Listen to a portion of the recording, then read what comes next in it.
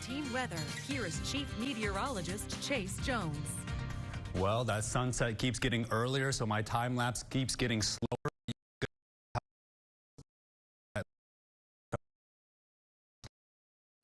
Then starts to pick up from the south. Now, we're waiting for the winds to turn out of the north, and of course, we're always looking at those temperatures over the last 24 hours to get a good idea of the air mass that's moving over the Concho Valley, all the way down to the 50s last night. That we made a good run near that record-setting temperatures in those lower 80s, and we're cooling off pretty slowly right now under that cloud cover and those southerly winds. Now, as soon as they turn out of the north, it's going to be pretty cold, and then it's going to stay that way for about a week. But by the end of this week, you'll have to take off the coat again and turn on the AC because we'll be back in the 80s. 69 in San Angelo, everybody else in a combination of the lower 70s across the entire region. You know, I'm always looking for 10 degrees. 68 in Sterling City, 71 down there in Junction, 72 in Sonora. So it's only about 3 degrees apart, but of course that's because of all that strong southerly flow. Of course, the humidity values always make it feel warmer than it is, and as a result, it might feel a little colder than it is with some of those stronger north. Everything out and cool things off down into the 70s.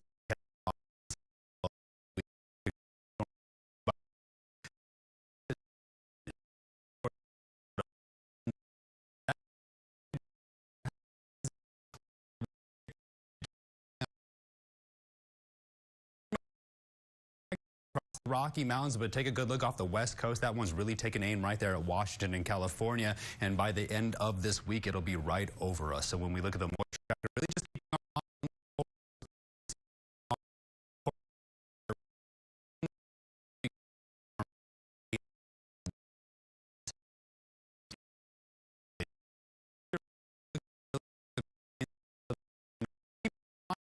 around those 80s, but as it makes its way